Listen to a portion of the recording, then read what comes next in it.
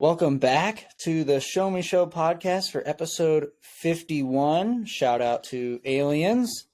Today we have a whole slew of things to talk about. We have our anticipated coaching hire grades of the 5 new head coaches for the NFL. We also have some XFL talk because St. Louis has a team. And it was actually a very fun first week of XFL football. If you are Missourian and you watched that, and their other games were good, which is surprising, to say the least. But we'll talk about that. And it's time, if you've listened to this show for a while, you know that once football ends and we kind of catch our breath a little bit, we start to get into the nitty-gritty of college basketball right before the big dance starts to get underway. So we'll also be getting into plenty of college basketball as well. And we'll do a tough scene segment as well. And another thing is you may notice if you're watching on the YouTube that the color of the rooms that me and Luke are in is a similar color, and that is because we are in same room, baby. We're in the same room. Yeah. So there might be some echoing, but yeah, we'll look into it. But yeah, I'm excited for this because this is the first, as I tweeted out earlier today, but this is the first in-person episode we've had since before football season. Like when I went on my Texans rant, that was the last time we did in person. So we've been recording with the Riverside for a while now. So doing it in person, it's going to make the flow a lot better for sure because there's a slight delay when we record over Riverside. So we don't get the echo. We might get the echo today, but the flow will be a lot better. So let's get into some XFL, you say? Yeah. And like I was trying to allude to last week, it's the first slate of games, 4 games, 8 teams. What are our teams here? We got the Vipers, I think they're from Vegas. We have the Orlando Guardians, Arlington Renegades, DC Defenders, Seattle Sea Dragons, St. Louis Battlehawks, and Houston something. Roughnecks. It's the Roughnecks. And I think that's it, right? The San Antonio Brahmas. Oh, yeah, the Brahmas, which is who St. Louis kicked off their season with last weekend. And crazy game, and due to the XFL's crazy rules, St. Louis was never out of it at the end when they very, very much should have been. If you did watch it, you do know that this game was kind of a snooze fest until the last 2 minutes, and no joke about that. So we had about 58 minutes of football that was not fun to watch if you like offense. You do love the XFL if you like defense because the tackling rules are much more laid back, like regular football, like football everywhere else besides the NFL. And but they also still, have rules in place to protect their players, unnecessary roughness, roughing the passer, stuff like that. But they just let them play. It's much more fluent football. Much less of a ref show in terms of tackling and whatnot. And so that's nice to see, very appealing to the eyes. But back to the game, I believe it was 15-3. Okay. And so in the NFL, that's obvious 2-possession game. Yeah, that game's pretty much over at that minute and a half left in the game. Yes, exactly. So it was 12-3. And St. Louis gave up a field goal, which was actually very important that they didn't give up the touchdown there. And then all hell broke loose in San Antonio. Shout out to the Alamo. And with 1:25 left, St. Louis, who got the ball back after the field goal, drove right down the field and scored a touchdown. And then we saw the first agent of chaos in play for this game. They were the first team all XFL season to attempt the 3-point conversion. I thought they were just the first to get it. There's other teams that. No, I know. First team to attempt the 3-point conversion and then convert it. Okay. There was one other team that attempted it throughout the weekend and did not get it. So they got it. So it went from 15 to 3 to 15 to 12. And if you don't know the 3-point play, I think it's from the 10, I want to say. So you basically just have to score 2 touchdowns back to back, goal to goal. And then they enacted the second Agent of Chaos play. They went for, instead of onside kicks in the XFL, you have the option in the fourth quarter to get the ball on your own 25-yard line, 4th down and 15. And McCarron completed a route to, I want to say Prohl, but I don't know if it was him or not. And then I think that Prohl caught the touchdown. Okay. He caught the touchdown, but I know he had another big catch. But anyway, once they got the 4th down and 15 from their own 25, Big Mo was on their side from that point on, and there was 24,000 in attendance at the Alamo Dome, and they went pretty much quiet. And the Battlehawks drove right down the field, and as Luke just said, A.J. McCarron to Austin Prohl for the game-winning touchdown, and they won 18-15, and they were down 15-3 with 1:25 left. So that was like the first game in the XFL season where we saw these crazy rules can have a crazy impact, and you're never really out of it because these rules allow you to catch back up so quickly if you have the play calling to do so and the guys to get there. And like I said, though, other than that stretch, A.J. McCarron was a microwave. The Battlehawks offense was horrendous. Nobody has any good offensive linemen, which makes sense. If they were good, they would be in the NFL. So pass protection in running games are horrendous in the XFL, but everything else, Luke, pretty fun to watch. Oh, it's so fun. I watched the end of the Guardians and Roughnecks game on Saturday night, and then I had to work during the Battlehawks game, but I was following along with it. I just couldn't watch it, which it didn't sound like I missed much until the very end. And then I watched the Sea Dragons, who we're watching right now. We're actually recording this live during the Battlehawks game on Thursday night, so that's pretty cool. I watched the Sea Dragons take on the Defenders, and that was almost as good as any NFL game I watched all year. And there were some, like the Bills-Vikings game that was really cool, but just the atmosphere of it being in D.C., like apparently they have this tradition where they make a beer snake at the very beginning, and they just make it like as long as the stands go. And the security actually took it away from them. And so you just took away a beer snake from a bunch of drunk people that have a bunch of lemons from their beer cups. And what did they do? Instinctively, they just toss them on the field in outrage. So that was pretty funny. And it actually, a lot of the Defenders players said it ignited them. It it put a spark in them to help get momentum on their side. So that's how the XFL is meant to be played, like that. It is the Extreme Football League for a reason. So, man, the Sea Dragons are driving right now on the Battlehawks, but I'm enjoying the league so far. I mean, it's doing its purpose right now. It's not trying to compete with the NFL. They realize that they're kind of a filter league for the NFL. I guess a lot of the top players in this league will continue their careers in the NFL, but they're marketing really well, like the way that they're marketing their league, and just the uniqueness of it, and just the football aspect that's a huge part of it as well. So they're doing a real good job marketing it. Dwayne is doing a great job running it, and I'm excited to see where it goes. It'll be a nice spring league football season with this, for 10 weeks here, and then we got the playoffs. So the Battlehawks, I can't get a good read on how good they are yet. It was almost like a fluke win in week 1, but hey, you got to have some of that if you want to be good. So, yeah, that's the XFL. Yeah.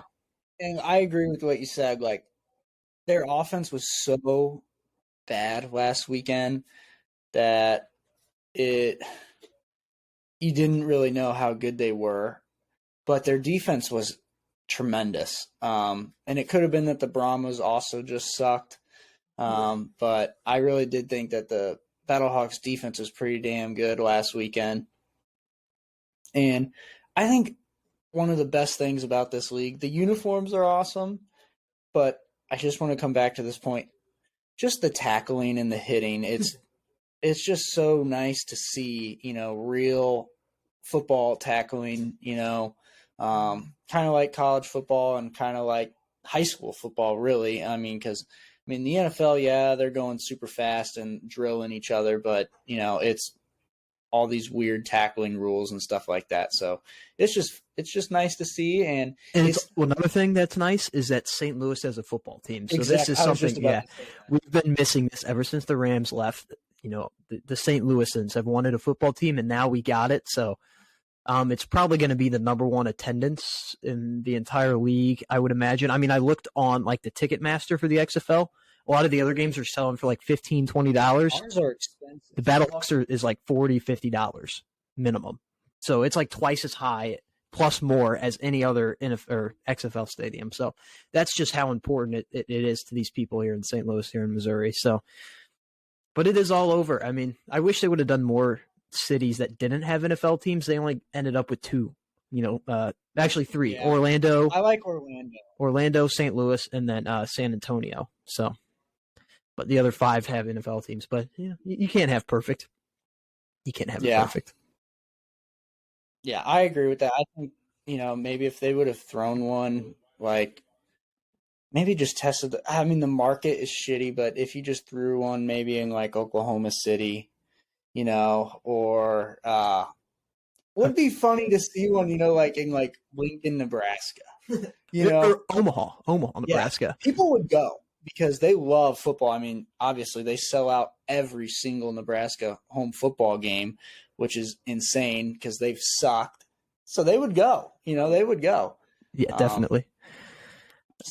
But yeah, I do agree with that point. It would be cool if they had a few more diverse cities, or like, instead of Seattle, why not stick them in Portland, or something like that. But maybe they didn't have a great accommodating stadium, but they do have a nice soccer stadium up there, which is what DC plays in anyway. So, because it's not like you don't need 35,000 seating, you need 20, 25 around, because that's all you're really going to draw, no matter how good the games are. So, except for St. Louis, I would not doubt it if by, at some point during the season that we're opening up, because it'll start out where we're only going to have the lower bowl open, just like the last XFL season.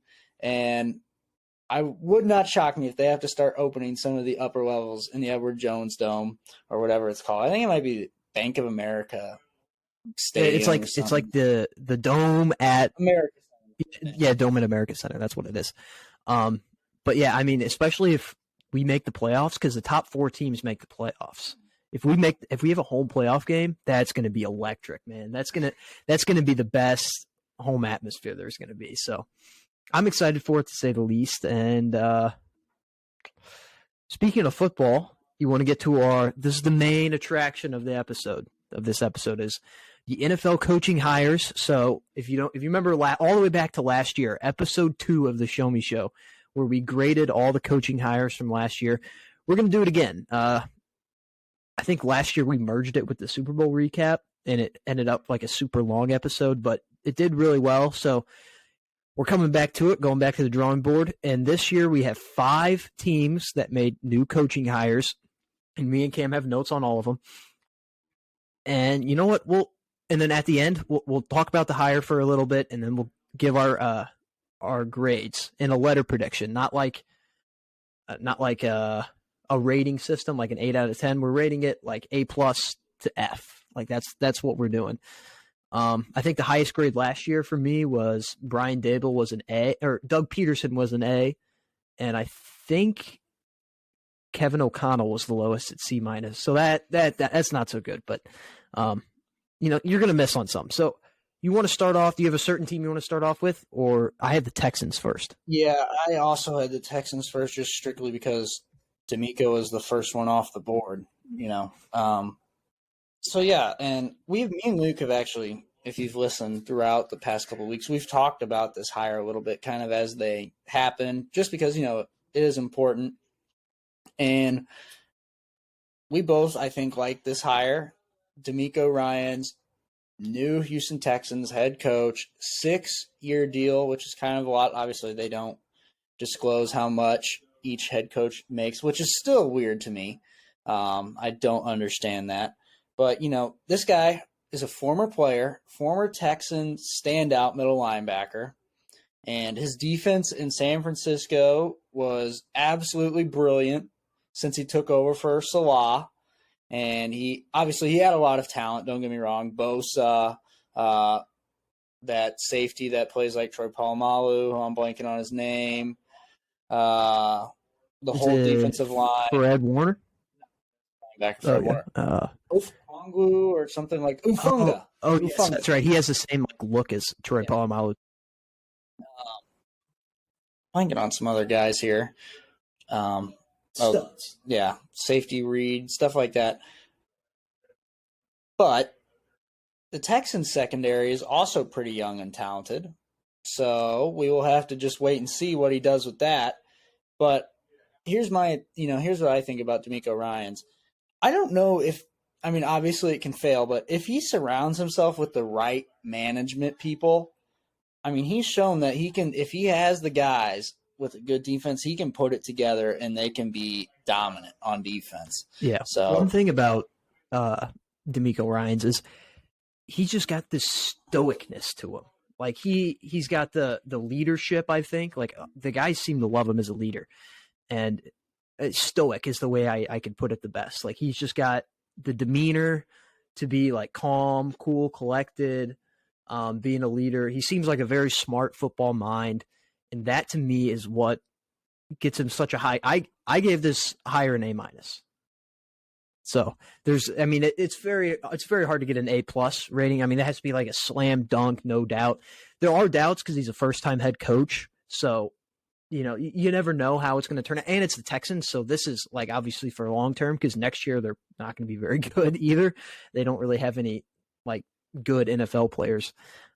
Davis Mills is their quarterback, and you name one player on the Texans besides Brandon Cooks. I'll give you 5 seconds. I bet you can't. Derek Stingley, Aiden Petrie, Zach Cunningham. Okay. Derek Stingley, that's right. Their first round pick from last year. Running back was a stud. Rookie running back. I know who you're talking about. I can't think of his name. Pierce. Yeah, there you go. Jawan James. I always loved him. Oh. Marijuana Man, Jawan James. Oh, Laramie Tunsil.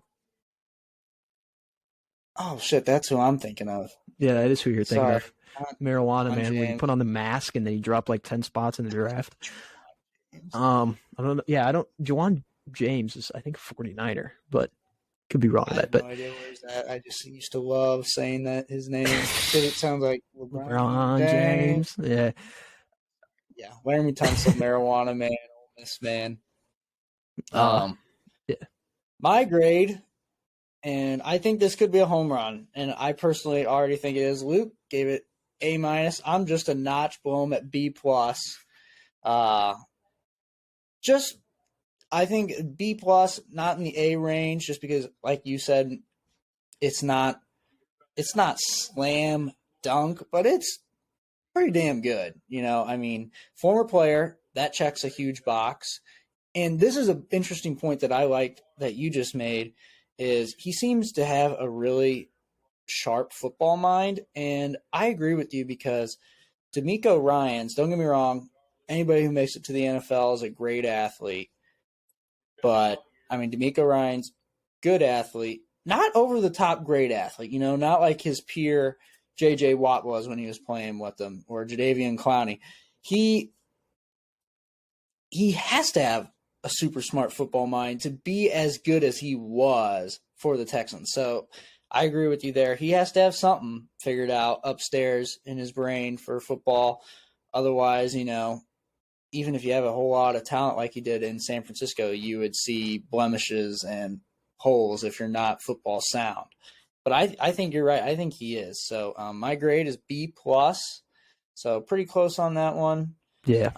We both think he's going to do good. One other thing I have to mention is that when you just look at the league and you look at some of the most successful coaches, like, for example, in the past Super Bowl, Andy Reid, Nick Sirianni, they're both offensive-minded coaches. And, like, some of the the best coaches in the league.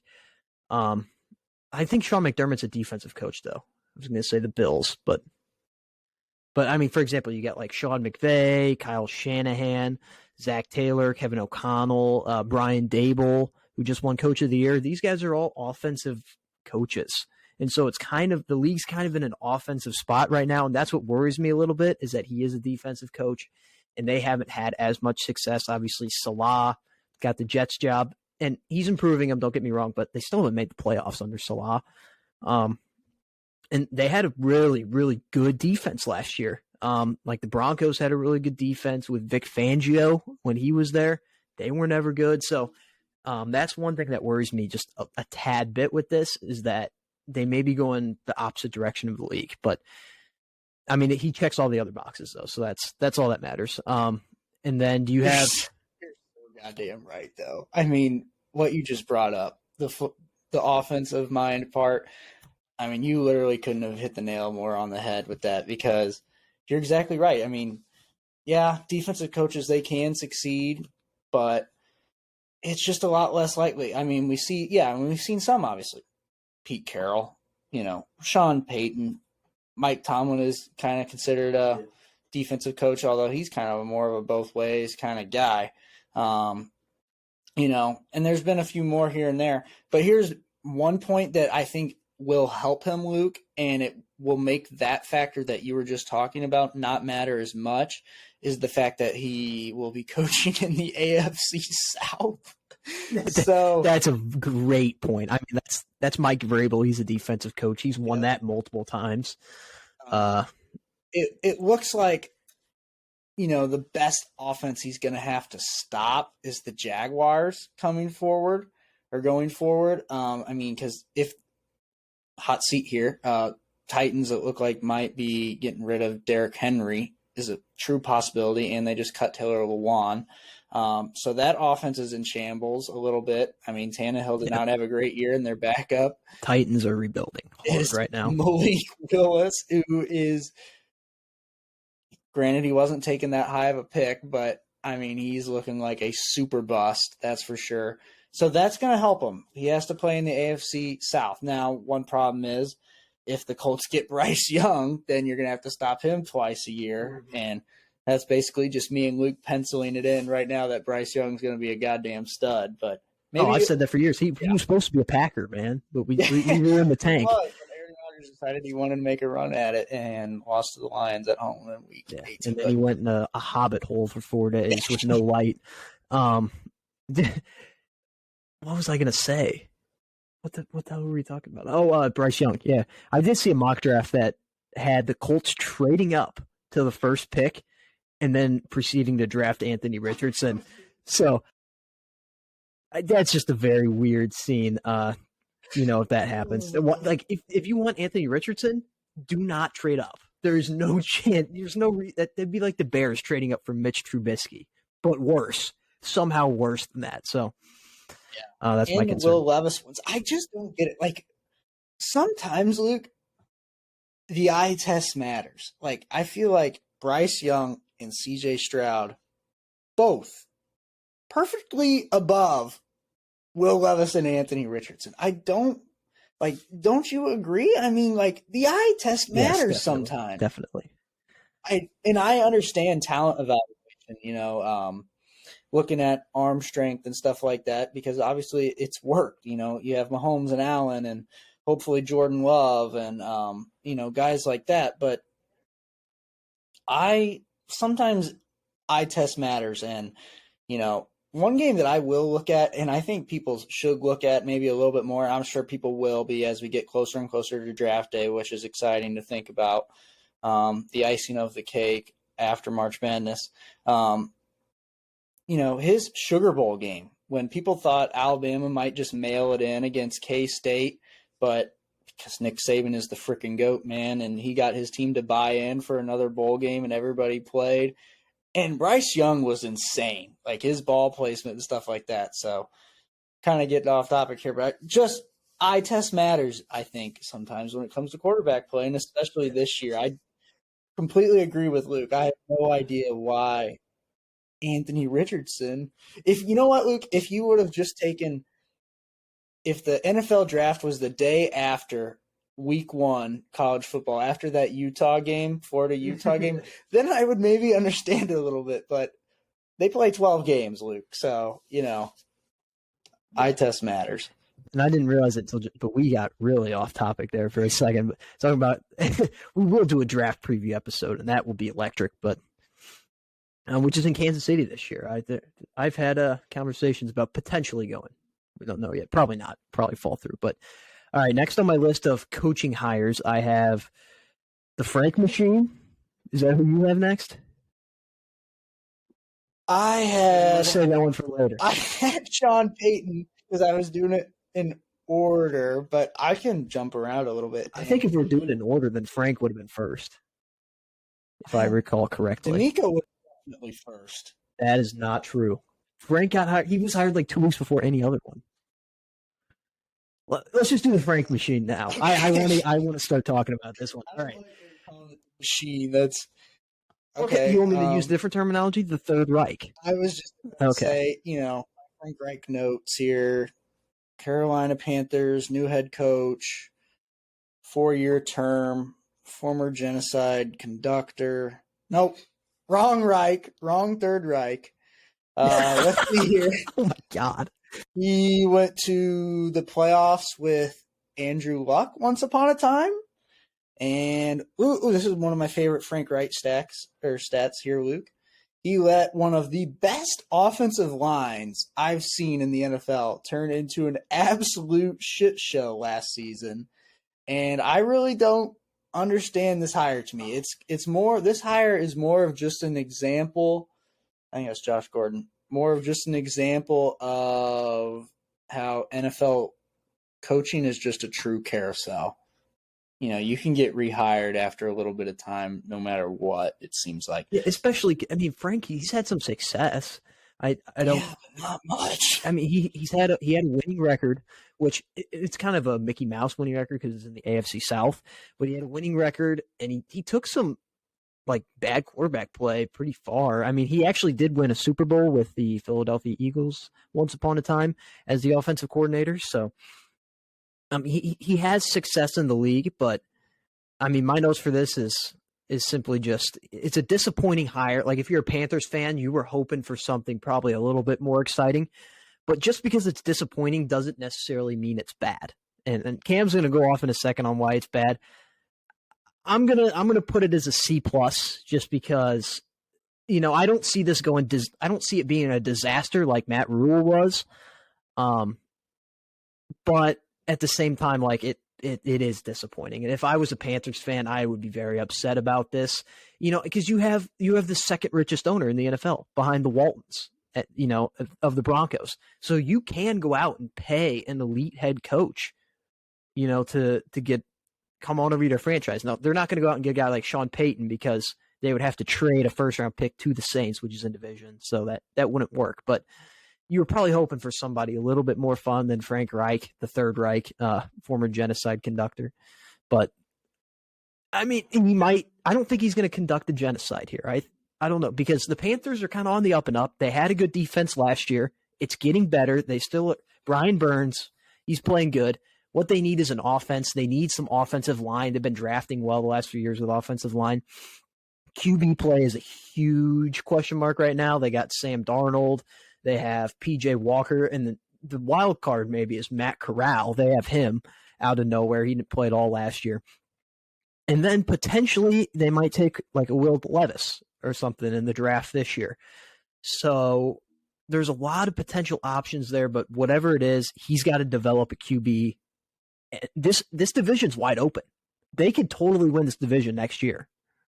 That's another reason why I don't want to make this you know what? Just because of that, I'm going to move my grade to a B-. I'm going to put a B in front of this because I think they might win this division next year. It was interesting some of the things you were talking about. You brought up how if you were a Carolina Panthers fan that you would be disappointed.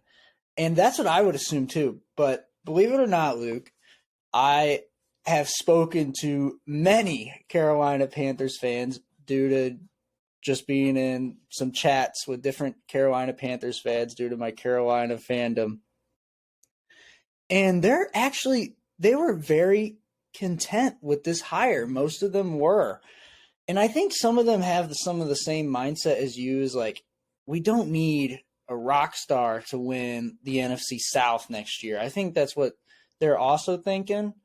And I think in their make-believe world heads, they're all like, we're going to just be able to draft Drake May after next year, Carolina to Carolina connection. Now, me, on the other hand, I'm sitting on my grade here right now as a D+, which is probably the worst grade, I think, in our history. And I think you're right. I'm putting it out there as a D+, D for disaster here. Like you said, defense is solid. All right. Defense isn't his expertise, so he doesn't have to worry about that. But the offense is in shambles. They do not have a quarterback. The offensive line isn't horrendous. You did lose Christian McCaffrey, which isn't great. And your draft capital isn't the best, but it's not bad. You have a solid draft pick here. But what's your direction here? Because that's another problem with that he's walking right into. It's kind of a similar situation that he dealt with actually while he was a Colt. And if you want me to remind you, he really only had success when he had Andrew Luck. And I just want to make this clear. This is like the same quarterback situation that he had as a Colt. Switching back and forth, shout out to Ray Allen, between like Jacoby Brissett, throwing in like a Brian Hoyer, and at the end, Matt Ryan, and Carson Wentz. And Carson Wentz was probably the Reich second best season to the Andrew Luck years. And he's walking in. Oh, yeah, Phillip Rivers. Yeah, that's actually that was a bright spot. They almost beat the Bills that year. They went to the playoffs. Yeah. They had won 11-5. So that was a good year for the Reich. Almost beat the Bills. Now, his situation here, Luke was just talking about it. We have Matt Corral. We have who do we even have? We have Sam Darnold. We have PJ Walker.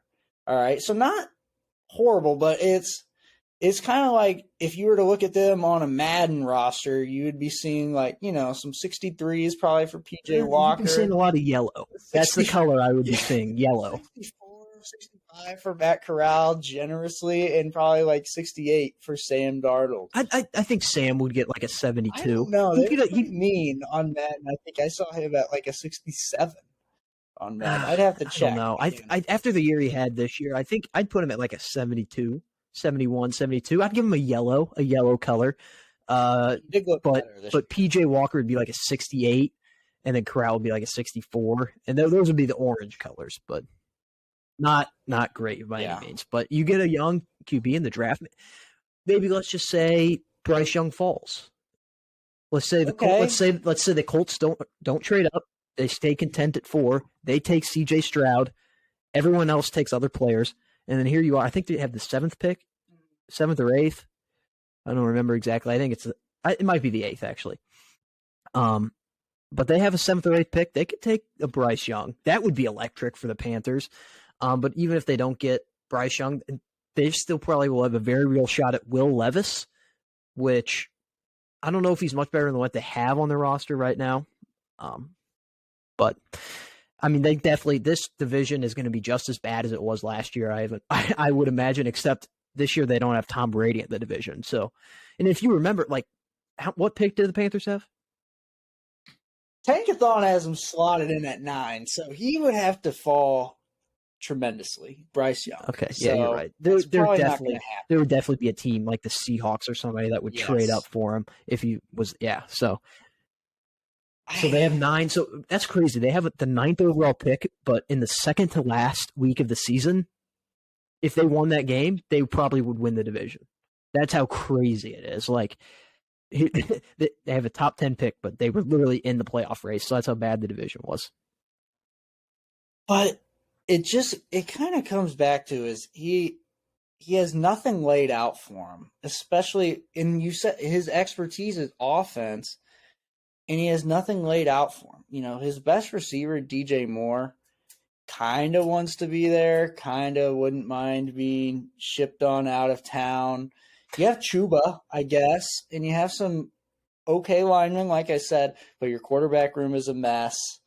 And, you haven't had success. Outside of DJ Moore, you have like Terrence Marshall. And that's it. And then like Ian Thomas as your tight end. Yeah. Just nothing across the board. And I just want to, the name Frank Reich, I think this has a big part of it for me. His name is the Reich. He's trying to fuel his war machine early on here. Lots of comparisons to Germany 1938 in terms of sports fandom here in the state of Carolina at this time. Sports fans in Carolina are quite sad. They are quite depressed. Half of the state sold their soul to beat Duke in the Final Four. That is a fact. NC State fans are just over the moon anytime they beat Carolina, but they can never win anything. Nothing of solace. Duke, they lost in the Final Four, and Coach K's career has huge blemishes on it after the way his career finished. The team is so flawed this year. Very. The Hornets. Don't even get me started on the Hornets. The yellow ball is going to kill somebody running a red light. Oh my God. The mellow ball drive. We could talk about that like during tough scenes. Oh my God. Hurricanes they're good. They're pretty good, but they always choke. There is a sad state of affairs. Not the Germany people, I'm sorry. The Carolina people are looking for their Fuhrer. And if it's Frank Reich, if he's how's that for a microwave? Their leader, rushing touchdown McCarron. How's that for a microwave, Cam? Tom Brady could have done that. If Frank Reich tries to use corral, just like old Germany corralled up the people, they might be onto something. They might get their war machine moving, but as of right now, no. Frank Reich, D for disaster. I don't think it's going to work. I think they're going to try to take, the NFL might be like, kind of like the Allies during World War II times are like, yeah, you can have the Rhineland. Yeah, you can have the Sudetenland. Yeah, you can have the NFC South, I guess, but that's it. That's all you're getting. And they're going to try to then the U.S. comes in. And the rest of the NFL will just crush them. I just don't think it's going to work out. I'd be shocked. I know you said this division sucks. I don't think they could win it even next year, because they're probably going to be developing a quarterback. Let me tell you this. D+. No, hold on. Just listen to the sentence. Reich is going to use Corral, 2 more, and Burns. Just think about that sentence. It reminds me too much of World Wars, which we might be in soon. So, I mean, I don't know, but we've spent way too much time on Frank Reich. He does not deserve this much time. You want to move on to probably Reich, not my floor. All right. The biggest head coaching hire probably definitely the biggest head coaching hire. The Broncos traded a first-round pick this year, the 29th overall pick, I believe, and a second-round pick next year to the Saints to acquire the rights to Sean Payton, who they probably paid a bunch of money to because they're super rich and they're super desperate. Sean Payton, I mean, he's the former Saints head coach, obviously. Definitely the best and definitely the safest hire here. I mean, we talked about Frank Reich being a safe hire. This is even more of a safe hire. I think the hope here is that he revives Russell Wilson's career. Russell Wilson had by far his worst season ever last year with the Broncos. It was, I mean, when I say disaster, that's being nice. It was horrific. And part of it might have been Nate Hackett, but it was just a combination of everything. Was just a huge dumpster fire. Their uniforms, their coaching, their QB play, their stadium, just everything was bad. So here comes Sean Payton in to revive the Broncos. They have the second longest playoff drought. The only one who has a longer playoff drought in the entire NFL is the Jets. So just think about that. That's how bad this franchise has been for the last half decade. This is probably as good as they could have gotten. Sean Payton, I'm going to land him at a B+. I could very easily give him an A here, but I just don't know. He's a Super Bowl winning head coach, so he's got that going for him. He's not going to put up with any, he's not going to put up with any bullshit, I guess, basically. Because he came in and he's like, no, we're not dealing with any of this. The nutrition specialist for Russell Wilson, his promotions. We're not dealing with any of this for Russell Wilson. Russell, you're under my control. And no, if one of your people want to tell me what to do, they can basically go screw themselves.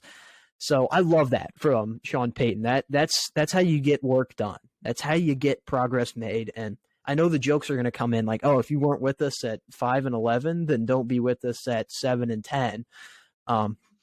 Which, will they finish third place? That's a very real possibility. But in this division, third place could very well be a playoff team. So I think that's all they want. They just want to break the drought. They ultimately want to win a Super Bowl in the next few years. But right now, they just got to win the drought or beat the drought, get in the playoffs.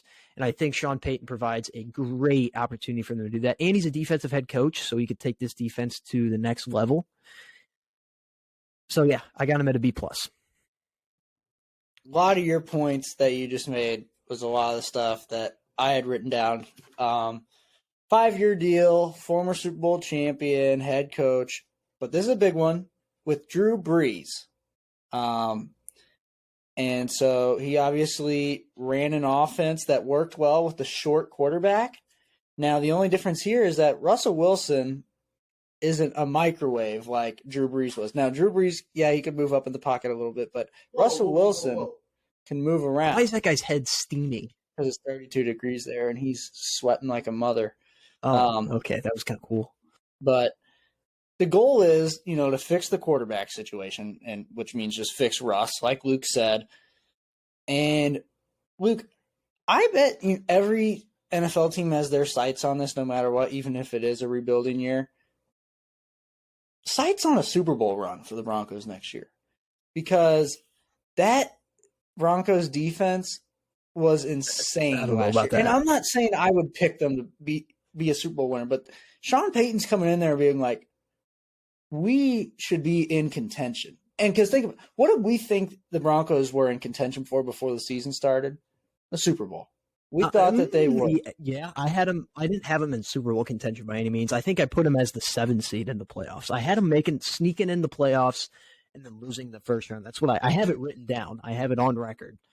But I certainly had way higher hopes. We had them in the dance. Yes. We had them in the dance, which anything can happen once you're there. And I just, we've talked about this stat before. Like I said, the Broncos defense, insane last year. And if the offense had just scored 18 points in all their games, they would have gone 13-4. So, and Payton has winning experience. And this is the best point that I think Luke made at the end that he was talking about. He didn't use this word, but he knows how to build a winning culture. Which culture is a great way to describe it. Yes. Is what they need. And that's kind of the stuff I think Luke was kind of dancing around, talking about the bullshit Russell Wilson antics with all of his weird staff guys. And, and when Russell Wilson came into the locker room and you have other players seeing the stuff Russell Wilson does, that makes all the other guys on the team a little loosey-goosey too. They're doing bullshit stuff, not being big culture guys. Sean Payton's going to fix that. He's not going to allow that stuff to take place because he knows you don't win games like that. So I'm glad you brought that up. My grade was not a B+, not an A-, but A. I just think this is the best hire on the board. I mean, he was the best name on the board. Although one thing I will dispute you on that you did say is that Frank Reich was a safe hire. I don't agree. He's a shitter. I don't think Frank Reich was a safe hire. I understand what you're trying to say. It's just like, oh, just hire a name that other people know and he's had head coaching experience before. But I don't think that's going to go well. But we talked about Frank the Fuhrer. So, yeah, Sean Payton, I have him at an A. I don't know. My prediction for the Broncos, if I had to pick a prediction right now, is a dramatic turnaround to 10-7.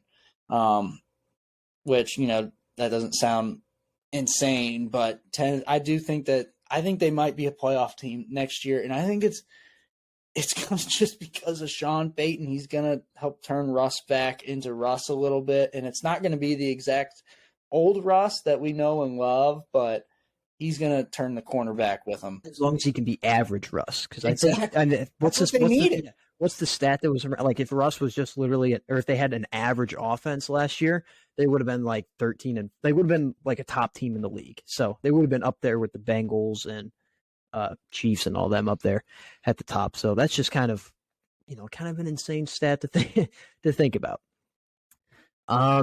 Next I have so these next two kind of go hand in hand. They happened like basically at the same time. Both of these franchises are in the shitter right now, and neither of them have head coaching experience, and both of them coached in the Super Bowl. So the first one, we'll just go with the Indianapolis Colts. They hired. I have Shane Steichen. Is that what it is, or Steichen? I know him as Shane Steichen. Okay, we'll go with that. I have the Steich man. But Steichen, but okay. Well, they went from Reich. Steichen. Steichman, the Steich man. Shane. Oh, it is. It's Shane Steichen. So they went from the Reich to the Steich.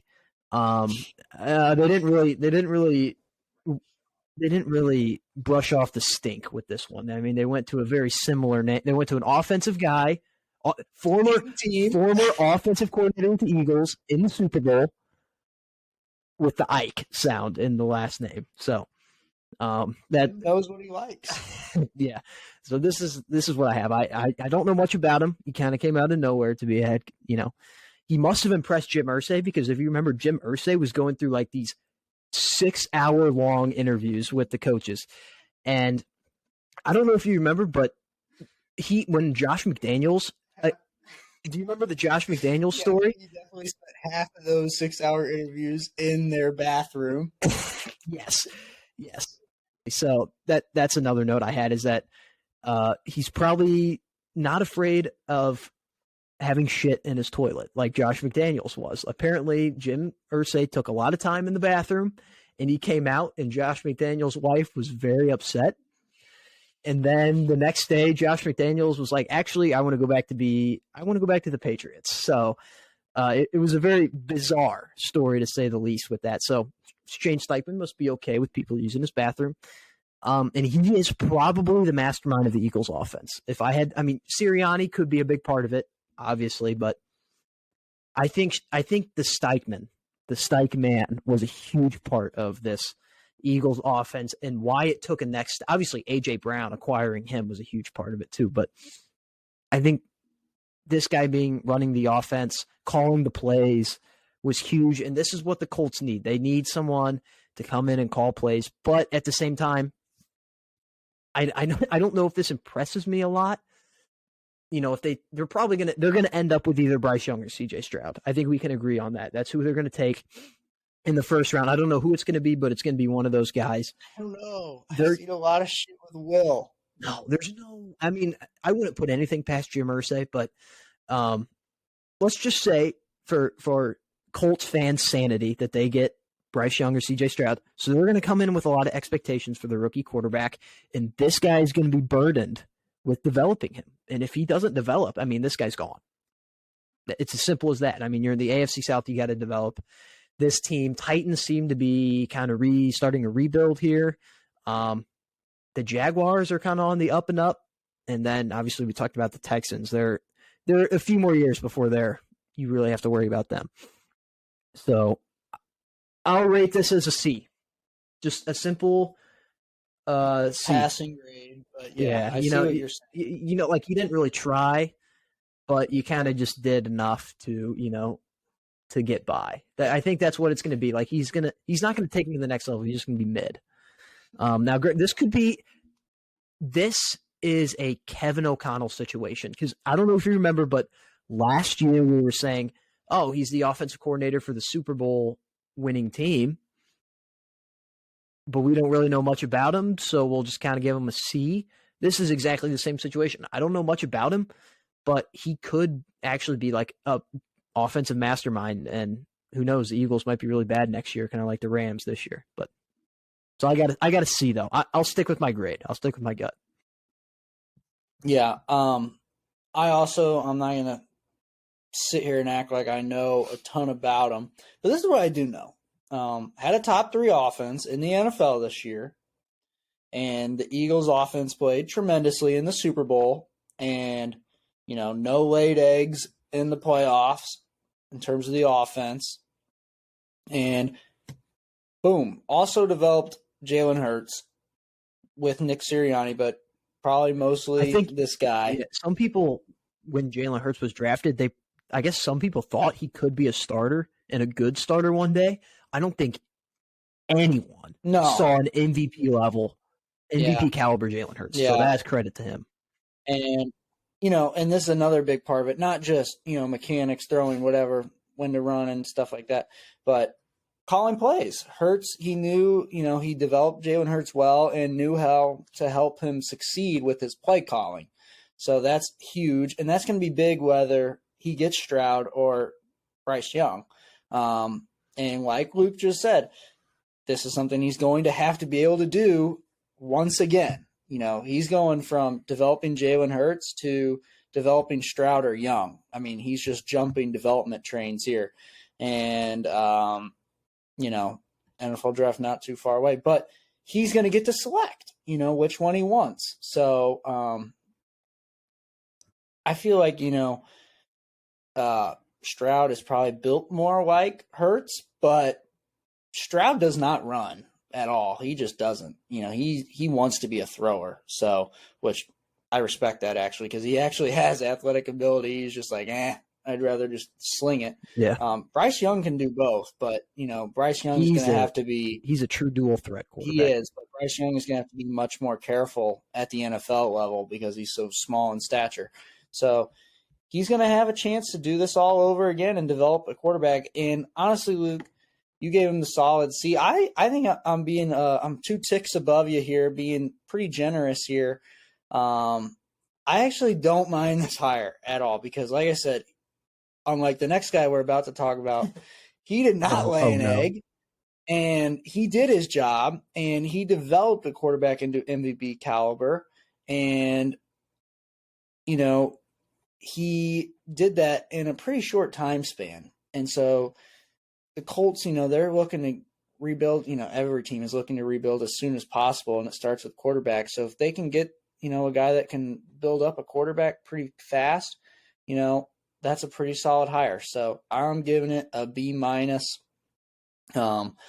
I said, I actually like this hire a little bit. The facts that you were spitting just a minute ago about former Eagles offensive coordinator, I don't like those facts because those just lead to, it's literally written right there in front of our faces that the same thing is going to happen to him as what he did with Frank Reich. The Steichen, the Reich. But Shane doesn't have a Hall of Fame level quarterback on his team already like Frank Reich did when he stepped in. So this is a fresh slate. And honestly, I'd argue that even though the Jaguars are starting to come out of their rebuild, this year was still technically a rebuilding year for them for sure. So it was a wildly successful rebuilding year. And so maybe the Jaguars, you could say maybe they're out of their rebuild, but personally, I would still say that they're probably still right in it for another year or so. They're still developing guys, but in the NFL, that would probably be considered not in a rebuilding year. All 3 of the other teams are in a rebuilding, probably, especially if the Titans get rid of Henry. then you're pretty much just going full balls to the wall, rebuild in Tennessee. Obviously, the Texans have to rebuild from the ground up, but they also just got DeMeco Ryan, so that's their guy that they're going to look to rebuild. And Shane has got to rebuild these guys as well. Now, one thing I will say, and I think this will help being an offensive coordinator, they had a great offensive line until something happened with Frank Reich and Jeff Saturday, which is surprising because Jeff Saturday was literally an offensive lineman. You would think he would be able to use some kind of knowledge to get them back on track. I mean, that line has some studs. I mean, Quentin Nelson obviously headlines that group, who is a beast, and even he wasn't very good this year. So they got to get that back and going. But think about that. What if they get that offensive line back to how it was, and they're protecting C.J. Stroud or Bryce Young? I mean, things are looking up fast. So, B-, and we'll move on to Gannon. Yeah, this next one is it's a hire for sure. I mean, they hired him. Yeah, they did that. The Arizona Cardinals, man, this is about as poverty of a franchise as you can get. This is, I mean, I think me and you just on the side, we ranked NFL franchises like in order of brightest future and stuff. So obviously like the Chiefs, the Bengals, and then we even had the Lions in the top 10. Cardinals were dead last, and it was not close. I don't think. I think we like wholeheartedly agreed. Like, yes, the Cardinals are in the worst position. They have a not very good defense, and it's aging. It's an aging defense. They have a QB who they paid a shitload of money, and he's a prima donna, and he's short, and kind of ugly. But that doesn't have anything to do with his ability to play football. They don't have a good receiving core, and I mean, what they do have in receivers is just short, fast guys. Well, D-Hop, but he's probably leaving. He's gone. Yeah, he's gone. Exactly. So they don't have a good receiving core. Their offensive line isn't good at all. They actually have a terrible offensive line. And they're in cap hell. Like they just paid Kyler a bunch of money. They have the third overall pick, so I guess that's something exciting that they can look for, getting the third overall pick. And then they just hired a goofball. He's a goofball. This is an Adam Gase scene. I don't know if you remember when the Jets hired Adam Gase, and he's literally at his introductory press conference, and he's like, he is like high on drugs. So while he's having his introductory press conference, so Jonathan Gannon, he is the former Eagles defensive coordinator. The same defensive coordinator that just gave up 38 points in the Super Bowl, by the way. And granted, it is to Mahomes, but still 38 points. I literally have this in my notes. He probably got this job by default because he was probably the only one that was interested in this job. I can't imagine how many coaches they asked to do this, and they were just like, no. I mean, Sean Payton, they asked him. He interviewed with the Cardinals, and the reports were saying that he literally turned them down because their facilities were so bad.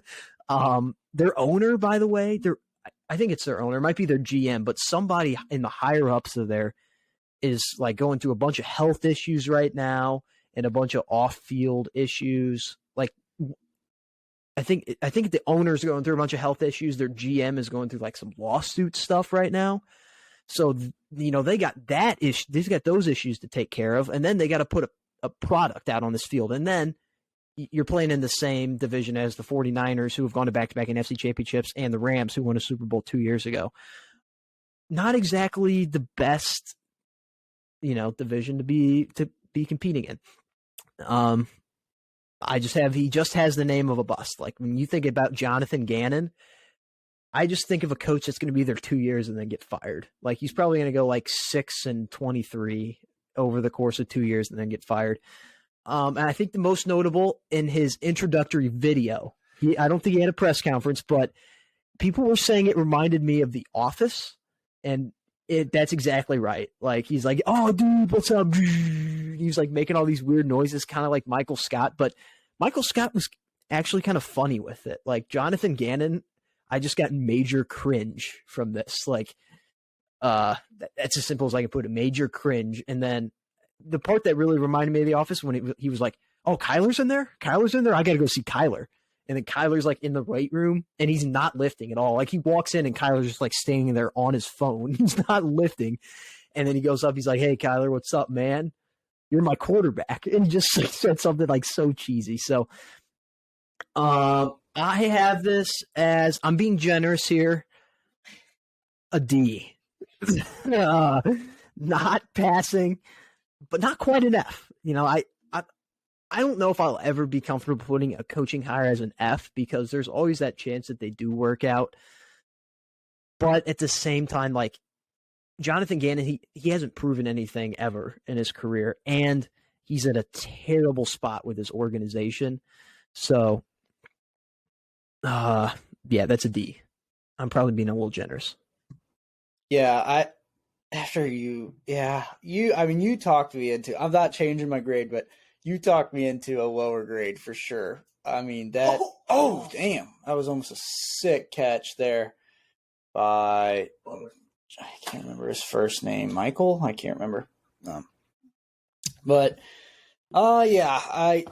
Another guy that me and Luke, we're football heads, don't get us wrong, but we don't know ins and outs of every coordinator. Some, yes, but not every single one. This is one that we obviously don't know very well.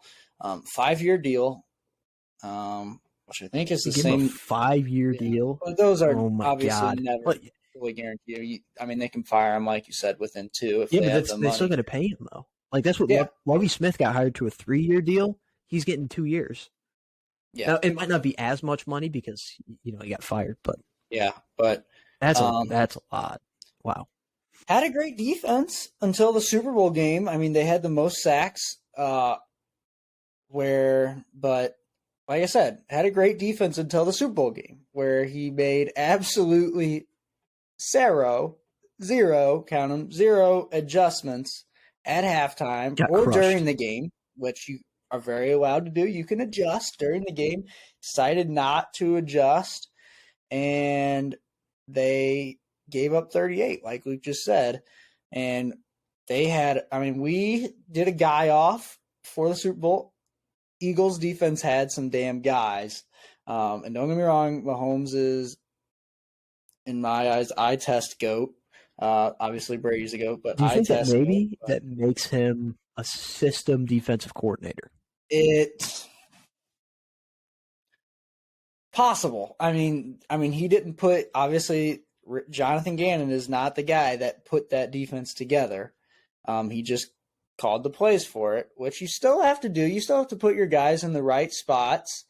And I think that's why I kind of gave him a not a horrendous grade here. But my other notes were his introduction video to the players was so bad. And Luke gave us a nice little animated picture of that. But yeah, and back to just what Luke was saying, he is just in a really tough spot. The media hates the quarterback. Some of his teammates don't like him. D-Hop is leaving. Not that D-Hop was even a stud for the Cardinals anyway. Aging defense with some young pieces. You have some guys, some like Isaiah Simmons kind of guys. Budda Baker's thrown in there. But after that, not a whole lot. And Luke, I'll be honest, I can't name an offensive lineman on the Cardinals. And I feel bad for saying that, but I can't name an offensive lineman. I don't know if he retired or not, but Rodney Hudson was their center last year. So he's probably a Hall of Famer. With the Raiders, he was a really good center. At least he's going to be up for the Hall of Fame. Very good. That's definitely for sure. But he's also very old, though. We talk about being. J.J. Watt just retired. Zach Ertz. I don't know what happened to him. He's on the Cardinals, but he's non-existent anymore. So that could be on Cliff too. That could be on Cliff. Cliff. We all know how bad of a head coach he was. At every single opportunity that he got, he was a losing head coach. But yeah, this. I don't want to talk about Jonathan Gannon anymore. He just makes me mad just listening to him. Yeah, and something, and this isn't always super important, but sometimes it does count for something. He's really ugly. too. So I wouldn't say he was like really. I mean, he's bald. He's not good looking though. He kind of reminds me. You have to close your eyes and picture this, but he reminds me of Paul Goldschmidt if he shaved his beard and his head, and was really corny. Do you see it? Paul Goldschmidt has hair? Yeah, he's got a receding hairline really bad, but he's not bald. He's not like a Matt Holliday, like with a shiny head, but I think because every time I see Paul, he's either got a helmet on or a hat on. I never see his head. So that was kind of hard to wow, I actually really see that comparison now. Now that I'm looking at a picture of Jonathan Gannon, I just see Paul Goldschmidt with with shaved hair. Oh man, I'm gonna post this on the Twitter side by side. Arizona connection there too. Former True. Diamondback, True. Cardinal now. That might be a storyline. I don't know, but that's just what I imagine. I wouldn't say he's ugly by any means, but not like you're not going to go on the record though and say he's handsome. You're not going to do that. He's not like a Sean McVay. Sean McVay's hot. I'll give that to him. Or somebody like that. Matt LaFleur, he's good looking. Cliff Kingsbury was very good looking. Some of these guys, but he's not top tier, but he's not like a Frank Reich or I'm trying to think of coaches on the spot here. Pete Carroll. Pete Carroll's just old. He's actually a very handsome old man, so I'll give that to him. But Bat Rule was something. Oh my God! No offense to Dable, he's not very good looking. But fat, like Nick Sirianni. Nick Sirianni's kind of ugly. Mike McCarthy. Oh my God! Kind of ugly, but power body, if you ask me. I think what we should be talking about with the coaching hire is how Mike McCarthy did not get fired. I think no, because they still had a great season, and maybe Super Bowl aspirations. Maybe so. If you're a Dallas fan, maybe you said you didn't have a great season. You won a playoff game, by the way. The biggest thing is not that Mike McCarthy didn't get fired; it's that Dan Quinn didn't get a job. I thought he was for sure leaving Arlington and going to go get a head coaching job. Because do you remember the last time what happened when he had a coaching job? That was a disaster. He did win a coach of the year, though, I think, throughout the whole thing. Super Bowl, so should have won it. Yeah, but at the same time, I think he kind of he's the defensive coordinator for the Dallas Cowboys. That's a cool-ass job. Anytime they show him during the game, he's just up there in the booth. He's got his backwards hat on. Yep. He's got, the coaching jacket. I don't know what you call it, the pullover. He's huge-ass play sheet. Yeah, I think he's just vibing right now. He's probably getting paid a bunch of money from Jerry. He probably knows that when it's time for Mike to go, he's probably going to be offered the job. And being the head coach of the Dallas Cowboys is a pretty cool job. You're going to choke in the playoffs, but it's beside the point. It's still a cool job to have. So I think he's just kind of chilling right now. I think he enjoys just running the defense, doing his own thing.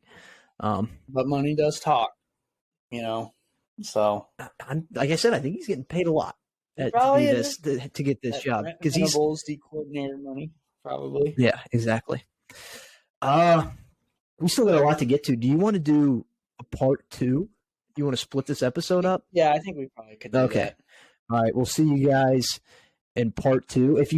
In part 2, we're going to talk about college basketball and do some segments. So if you don't care for that, then obviously don't tune in. But we'll see you in a few minutes here. Go Battle Cox, Battle Hawks, caw.